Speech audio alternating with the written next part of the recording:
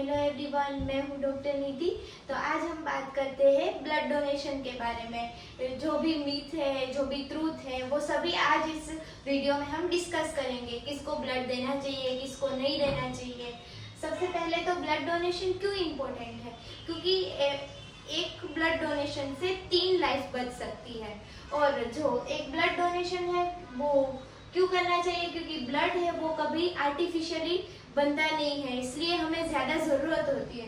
कब कब, जैसे कि ट्रॉमा हो, एक्सीडेंट हो, सर्जरी हो, कोई भी डिलीवरी प्रोसीजर हो, कॉम्प्लिकेशन हो, कैंसर पेशेंट में, थैलेसीमिया पेशेंट में, इन सब पेशेंट को ब्लड की बहुत ज़्यादा ज़रूरत होती है, इसलिए सबको ब्लड डोनेट करना ही चाहिए। अब देखते हैं कि ब्लड डोनेशन के टाइप क्या होते हैं। होल ब्लड होता है जिसमें आरबीसीज होते हैं ज़्यादा, प्लेटलेट होते हैं और खाली प्लाज्मा होता है। ठीक है, ये तो ठीक है।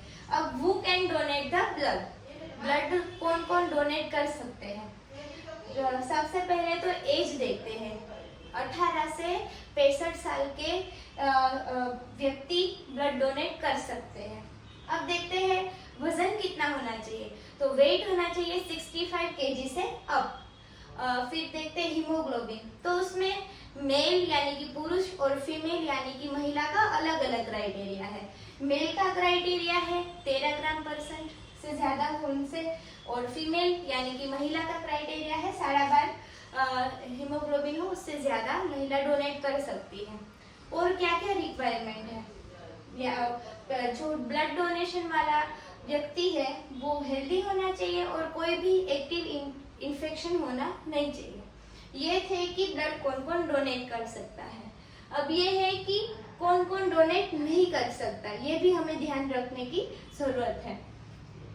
जैसे कि किसी को फीवर हो और रिसेंट कोई भी इन्फेक्शन हो, वो नहीं कर सकते। जिसका डायबिटीज और हाइपरटेंशन अनकंट्रोल हो, ये शब्द ध्यान से सुनना। डायबिटीज, हाइपरटेंशन सबको होता है, मोस्ट ऑफली पीपल को होता है आजकल, पर अनकंट्रोल है उनको नहीं करना है। बाकी लोग कर सकते हैं जिनका कंट्रोल में है।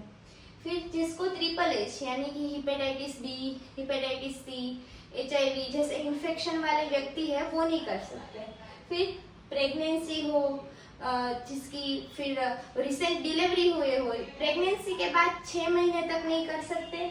और फिर जिसके रनिंग मेंस्ट्रुएशन साइकिल हो यानी कि पीरियड्स में हो जो भी फीमेल, वो नहीं कर सकती।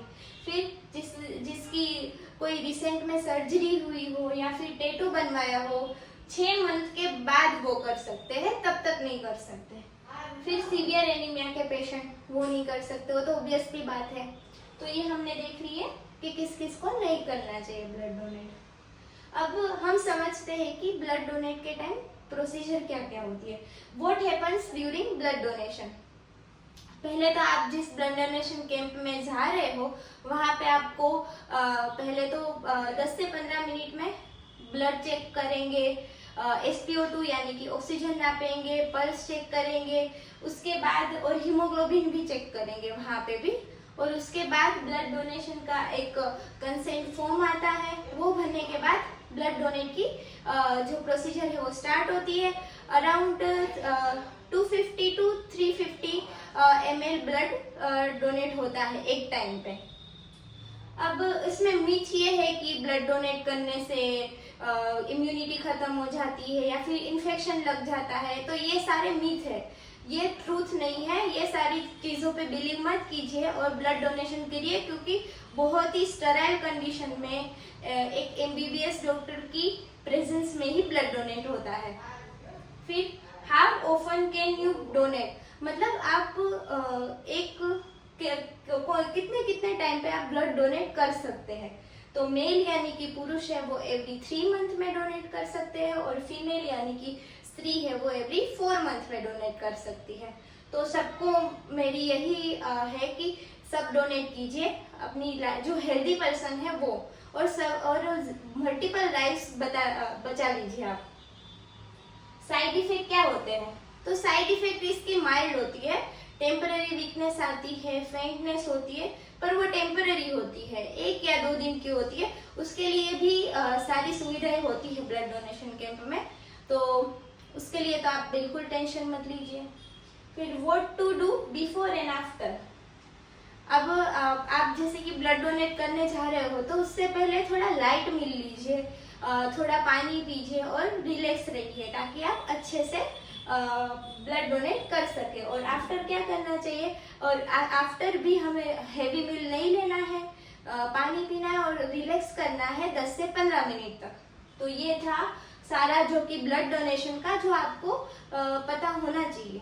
तो मेरी आप सबसे यही विनती है कि आप अगर हेल्दी है तो आप कम से कम एक साल में 3 बार ब्लड डोनेट कीजिए और मल्टीपल लाइफ्स को बचा सकते हैं।